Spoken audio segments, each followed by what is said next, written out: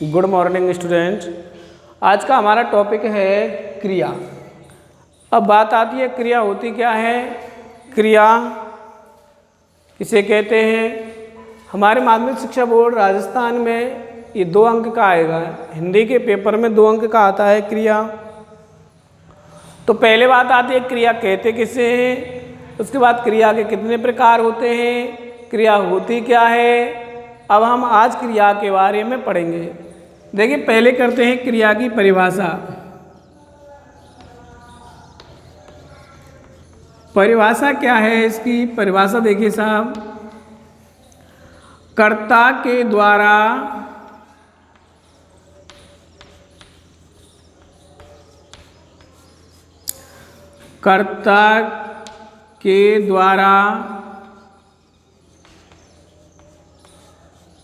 किया गया प्रयत्न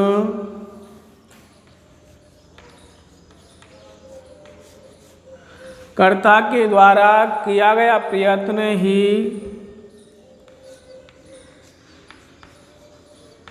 क्रिया कहलाता है। कर्ता के द्वारा किया गया प्रयत्न ही क्रिया कहलाता है। ये क्रिया की परिभाषा होती है। या हम यूँ कहें कि कर्ता के द्वारा जो कार्य किया जाता है वह कार्य ही क्या कहलाता है, क्रिया कहलाता है। ये क्रिया की परिभाषा है। कर्ता के द्वारा किया गया प्रयत्न ही क्रिया कहलाता है। अगर दूसरी परिभाषा हम बताएं, दूसरी परिभाषा देना चाहें, अगर हम ऐसे याद रखें तो भी कोई दिक्कत नहीं है कि कर्ता के द्वारा जो कार्य किया जाता है वह कार्य ही क्या कहलाता है, क्रिया कहलाता है। अब जैसे देखिए साहब, राम दूध पीता है। जैसे राम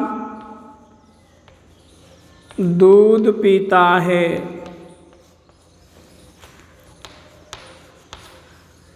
वे क्रिकेट खेलते हैं।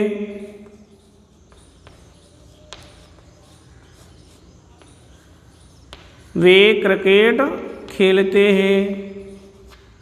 अब यहाँ क्रिया क्या है, क्रिया हो जाएगी यहाँ पीना और खेलना। भाई परिभाषा क्या बता रही है कि कर्ता के द्वारा जो प्रयत्न किया जाता है, कर्ता के द्वारा किया गया प्रयत्न क्या कहलाता है, क्रिया कहलाता है। अब यह कर्ता क्या है, राम है। राम किसका कार्य कर रहा है, पीने का कार्य कर रहा है। तो यहाँ क्रिया कौन सी हो जाएगी, क्रिया हो जाएगी यहाँ कौन सी, पीता है। उसी प्रकार वे क्रिकेट खेलते हैं। तो वे क्या कर रहे हैं, वे क्या है, कर्ता है। और जब ये कर्ता हो गया तो ये क्या कहलाएगी, जब ये कर्ता हो गया तो क्या कहलाएगी, ये क्रिया कहलाएगी। अब वे का क्या कार्य कर रहा है, खेलने का कार्य कर रहा है। और जब वे खेलने का कार्य कर रहा है तो वे खेलना क्या हो जाएगा, क्रिया हो जाएगा। ये क्रिया होती है। कर्ता के द्वारा किया गया प्रयत्न ही क्रिया कहलाता है। या अब राम दूध पीता है, इसमें पीना क्रिया हो गई। वे क्रिकेट खेलते हैं तो इसमें खेलना क्रिकेट हो गई। क्रिया एक क्रिया विकारी शब्द है जिसका रूप लिंग वचन काल के अनुसार बदलता रहता है। आगे देख,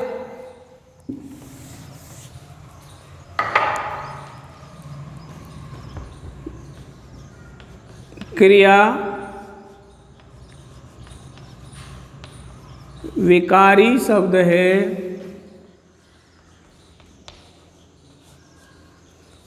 क्रिया विकारी शब्द है जिसका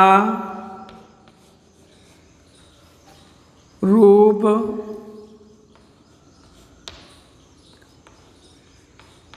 लिंग वचन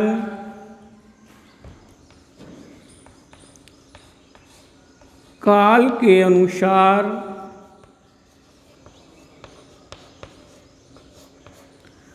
क्रिया विकारी शब्द है जिसका रूप लिंग वचन काल के अनुसार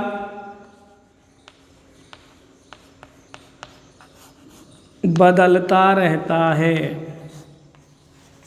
ये प्रक्रिया है। इसके बाद आते हैं क्रिया प्रकार कितने होते हैं। फिर लिखेंगे हम क्रिया के भेद। क्रिया के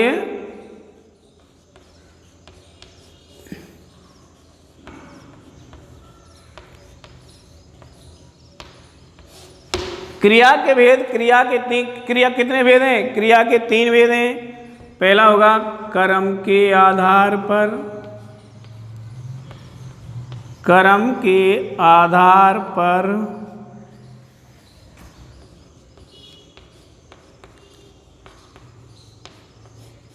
क्रिया के भेद। नंबर 2 प्रयोग के आधार पर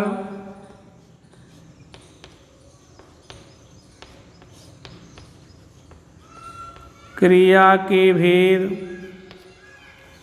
नंबर 3 काल के आधार पर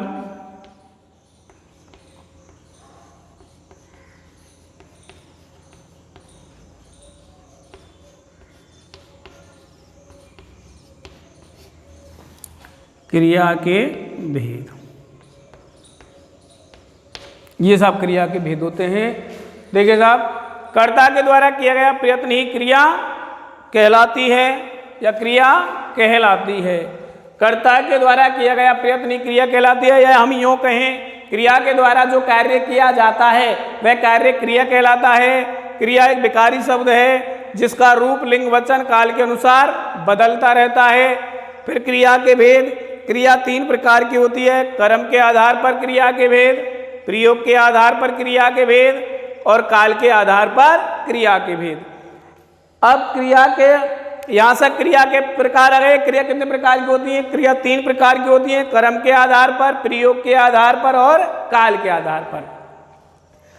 इसके बाद देखिए, आप कर्म जानते हैं। ये कर्म क्या होता है? कर्म होता है कर्ता के द्वारा जो कार्य किया जाता है, क्रिया का जिस पर प्रभाव पड़ता है, वो कर्म कहलाता है। अब कर्म के आधार पर क्रिया के भेद पढ़ेंगे।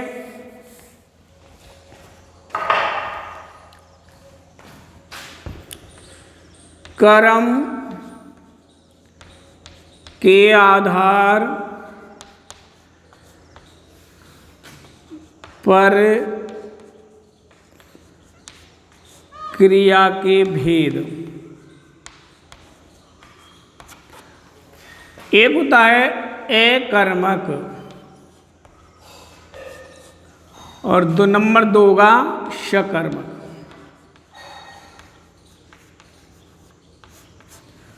यही होगा कर्म के आधार पर क्रिया कितने प्रकार की होती है? 2 प्रकार की होती है। एक अकर्मक होती है, एक सकर्मक होती है। अब अकर्मक क्रिया के बारे में पढ़ते हैं। अकर्मक क्रिया कहाँ होता है? ए यानी नहीं। ए उपसर्ग है हिंदी का, और ए उपसर्ग हिंदी में हमेशा क्या देता है? नेगेटिव जवाब देता है, नहीं जवाब देता है। ए यानी नहीं, कर्म यानी कर्म जिसमें कर्म नहीं होता। क्या नहीं होता? जिसमें कर्म प्रयुक्त नहीं होता, वो क्रिया क्या कहलाती है? अकर्मक क्रिया कहलाती है। अब देखिए अकर्मक क्रिया, देखिए साहब,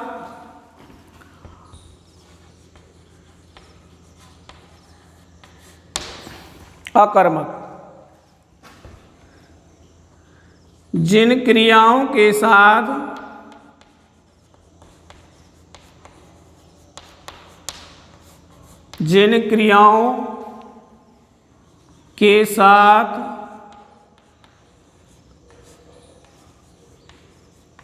कर्म प्रयुक्त नहीं होता। जिन क्रियाओं के साथ कर्म प्रयुक्त नहीं होता उन्हें अकर्मक क्रिया कहते हैं। उन्हें अकर्मक क्रिया कहते हैं। या जिन क्रियाओं का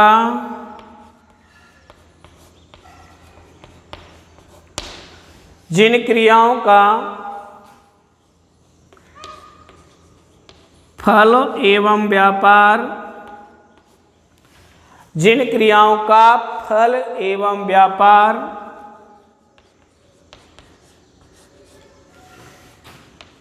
कर्म पर ने पढ़कर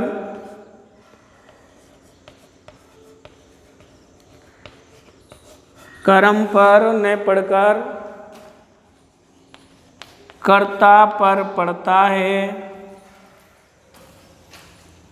कर्ता पर पड़ता है, उसे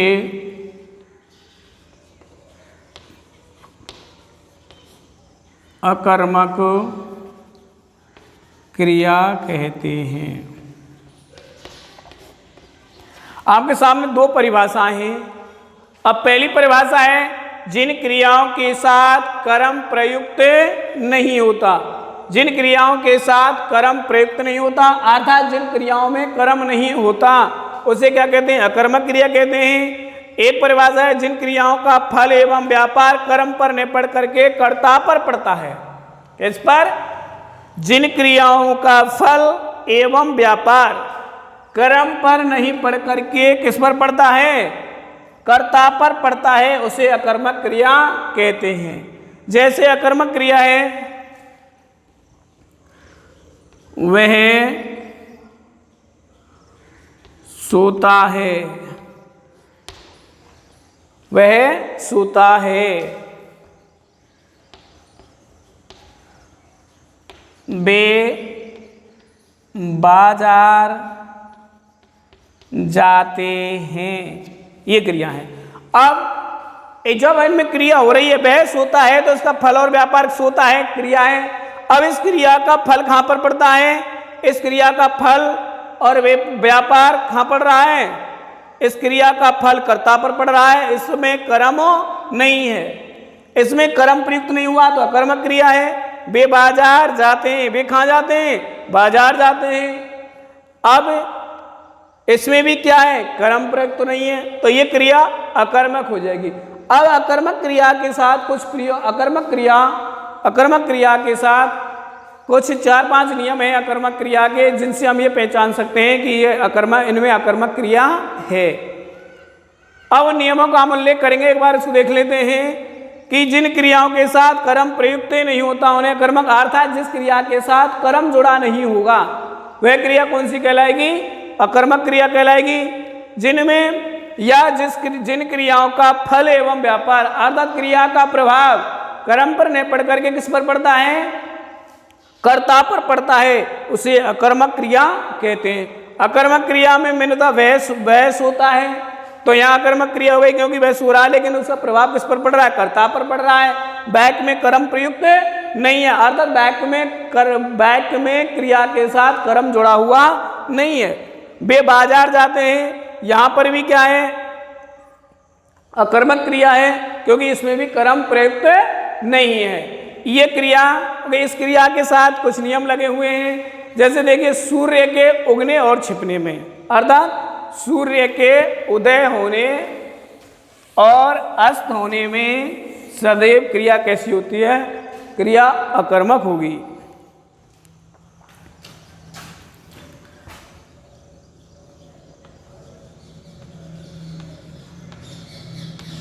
अकर्मक क्रिया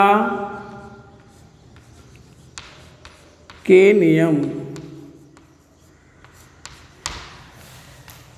पहला नियम है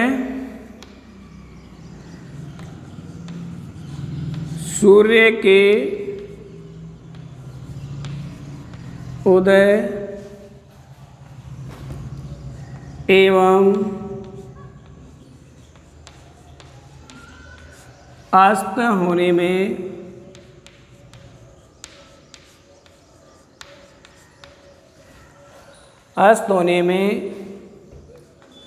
क्रिया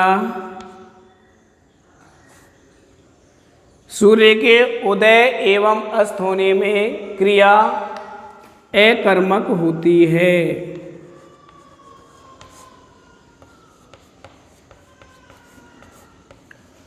जैसे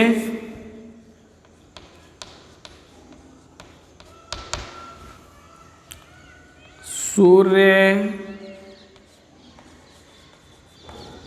पूर्व दिशा में, सूर्य पूर्व दिशा में उदय होता है।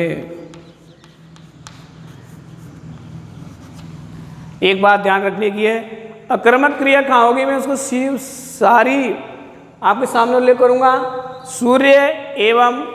सूर्य के उदय एवं अस्त होने में हमेशा क्रिया कैसी होगी, अकर्मक क्रिया होगी। कैसी क्रिया होगी, अकर्मक क्रिया होगी। जिससे जैसे मैंने लिखा, सूर्य पूर्व दिशा में उदय होता है, सूर्य पश्चिम दिशा में अस्त होता है।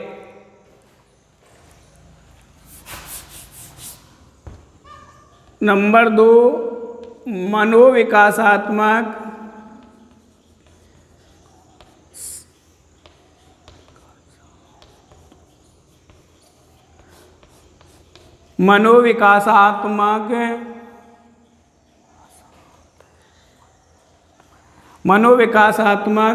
क्रियाओं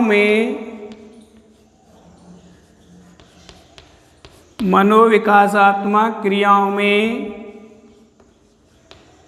हमेशा एकर्मक क्रिया होती है।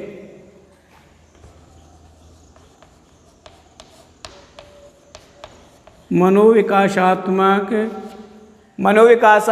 क्रियाओं में हमेशा एकर्मक क्रिया होती है। जैसे मनोविकासात्मक क्रिया कौन कौन सी हैं, हंसना, छींकना, रोना, चिल्लाना, बोलना, ये सारी क्रिया किसके अंतर्गत आती हैं, मनोविकासात्मक अंतर्गत आती हैं। जैसे राम हंसता है, अब हंसता है, रोता है, छींकता है, बोलता है, जो भी ईर्ष्या करता है। जैसे देखिए साहब, सीता गीता से ईर्ष्या करती है। ऐसी क्रियाएं क्या होंगी, सीता गीता से ईर्ष्या करती है, ये मनोविकासात्मक क्रिया हो गई। और हमेशा मनोविकासात्मक क्रियाओं में कौन सी होती है, कौन सी क्रिया होती है, अकर्मक क्रिया होती है। आगे देखिए साहब, गत्यार्थक क्रियाओं के साथ गत्यार्थक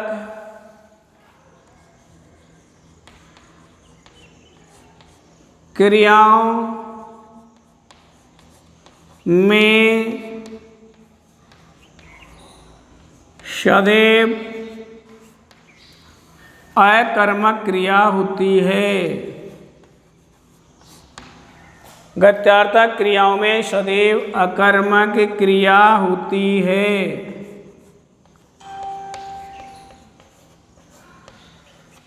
जैसे राम रोजाना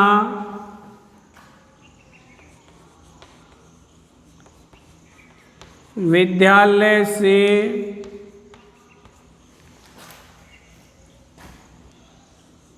भाग जाता है।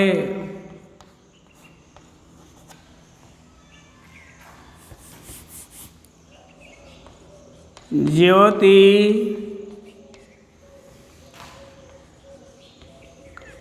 कल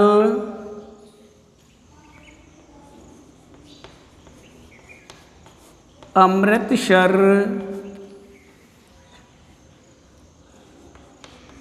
जाएगी। गत्यार्थक क्रियाओं में सदैव अकर्मक क्रिया होती है। अत्यार्थक क्रियाओं के देखिए, राम रोजाना विद्यालय से भाग जाता है। ज्योति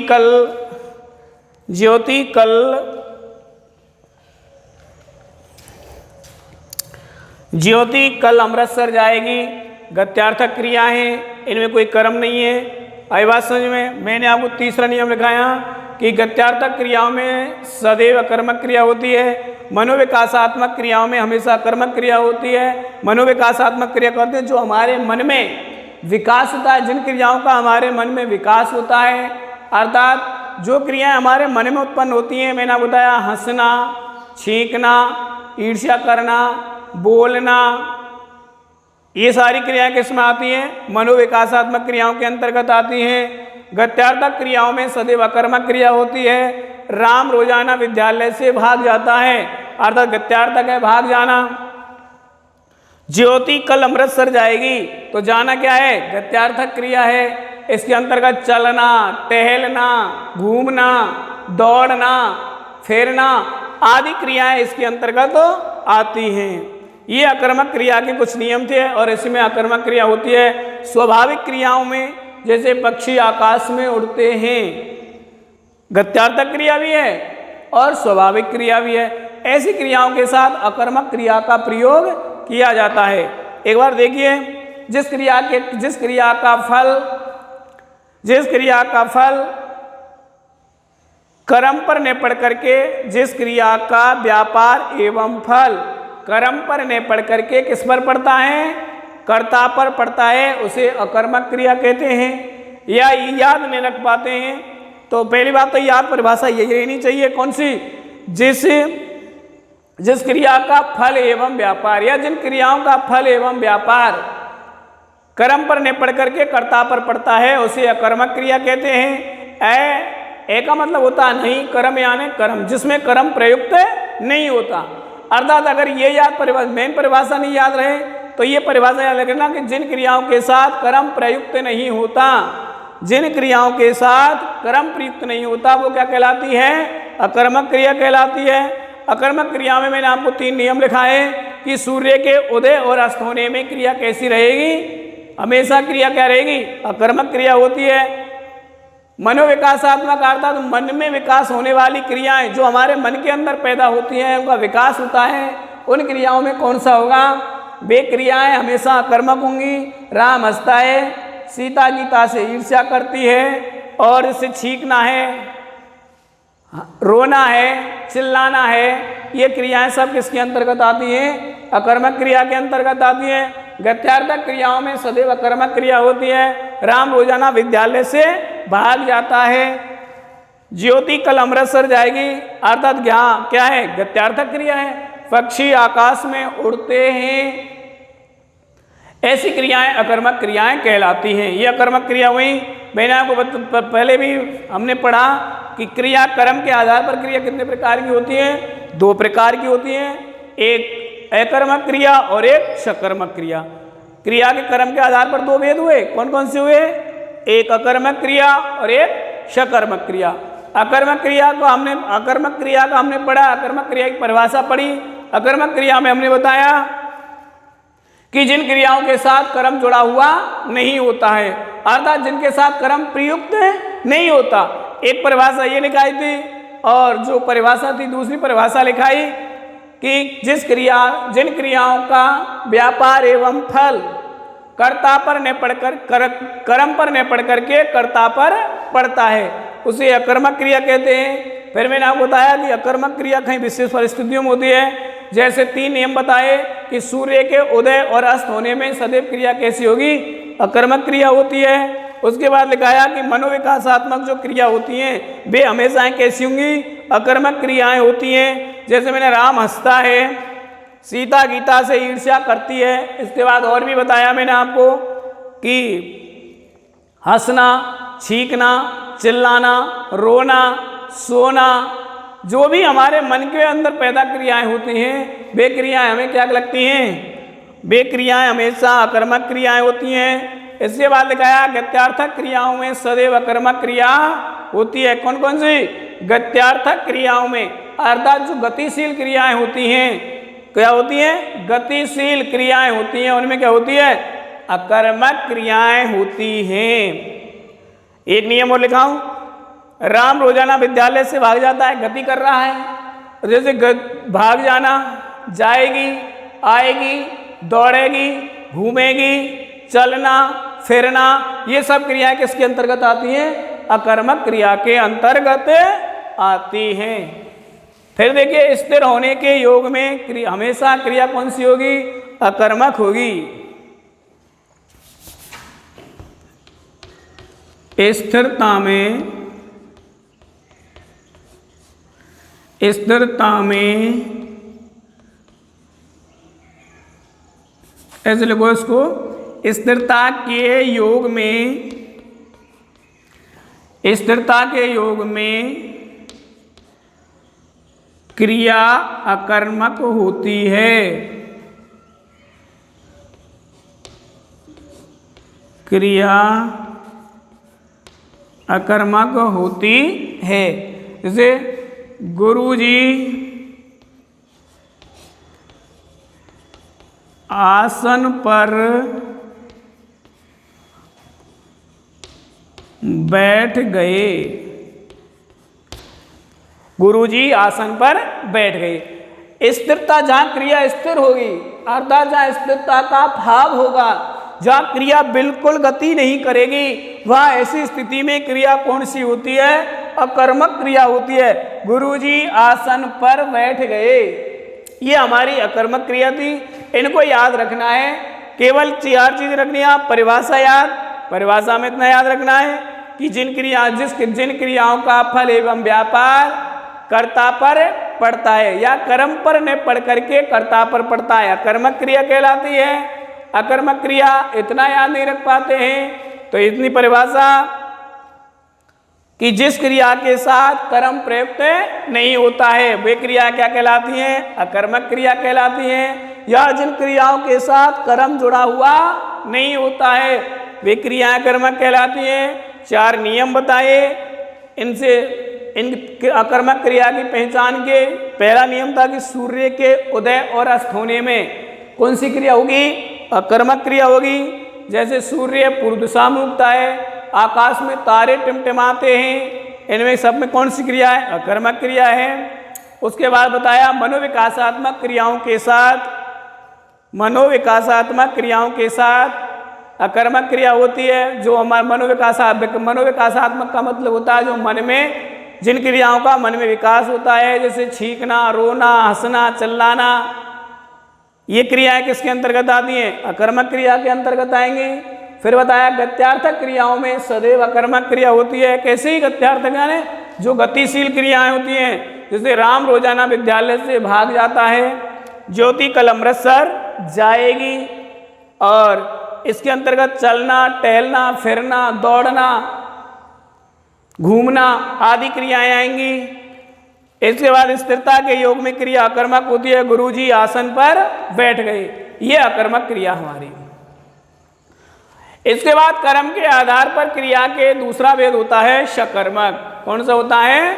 सकर्मक। अब सकर्मक क्रिया के अंतर्गत क्या होता है? सकर्मक क्रिया में की परिभाषा खुद अपने नाम के अनुरूप करती है दोनों।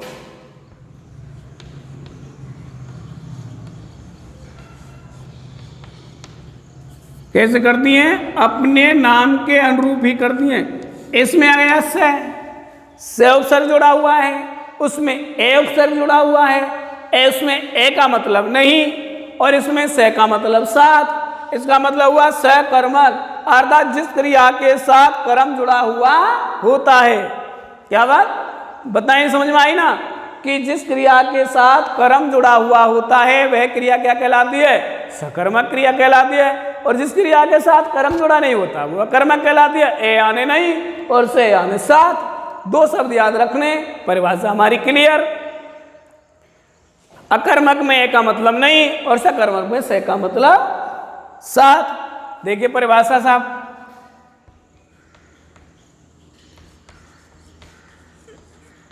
जैसे क्रिया का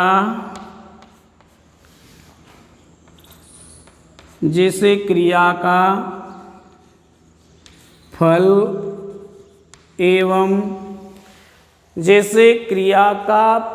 एवं व्यापार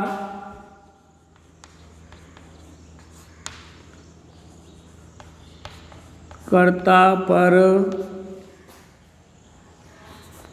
पर ने पढ़कर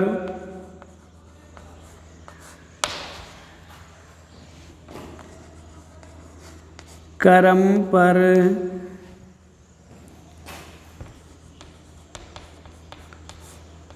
पड़ता है उसे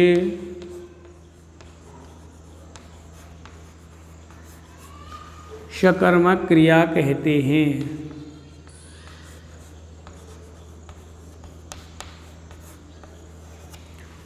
जिस क्रिया का परिभाषा क्या है? जिस क्रिया का फल एवं व्यापार कर्ता पर न पड़कर कर्म पर पड़ता है उसे सकर्मक क्रिया कहते हैं। अर्थात एक नंबर या ऐसे भी परिभाषा याद रख सकते हैं।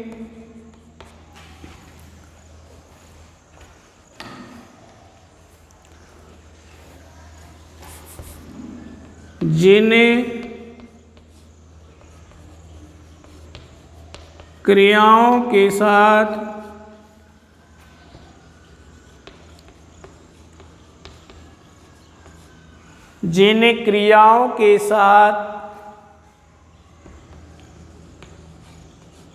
कर्म प्रयुक्त होता है, जिन क्रियाओं के साथ कर्म प्रयुक्त होता है उसे सकर्मक क्रिया कहते हैं। ये बात हुई ना। ये दो परिभाषाएं हमारे सामने। दो परिभाषा क्या है? जिस क्रिया का फल एवं व्यापार, अर्थात क्रिया का पहले उसके सकर्मक की परिभाषा है जिसमें क्रिया का फल एवं व्यापार कर्ता पर न पड़ करके किस पर प्रभाव पड़ता है? क्रिया का कर्म पर पड़ता है, उसे सकर्मक क्रिया कहते हैं। जिन क्रियाओं के साथ कर्म प्रयुक्त होता है, अर्थात जिन क्रियाओं में कर्म जुड़ा हुआ होता है उसे सकर्मक क्रिया कहते हैं। जैसे देखिए साहब,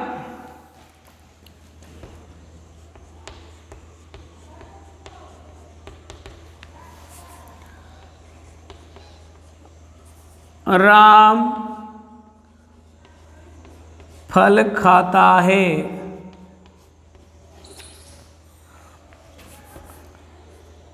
वे पत्र लिखते हैं। इसमें कर्म, ये क्रिया हो गई, ये कर्ता हो गया, कर्म हो गया। इसमें भी तो यहाँ क्या है? खाना है, क्रिया है। अब क्रिया जो खाना है उसका फल किस पर पड़ रहा है? प्रभाव। फल और व्यापार किस पर पड़ रहा है? फल पर। और इसमें लिखने का फल किस पर पड़ रहा है? पत्र पर। तो इस प्रकार सकर्मक क्रिया होती है। एक बार फिर देंगे, जिस क्रियाओं के साथ कर्म प्रयुक्त होता है वो सकर्मक क्रिया कहलाती है।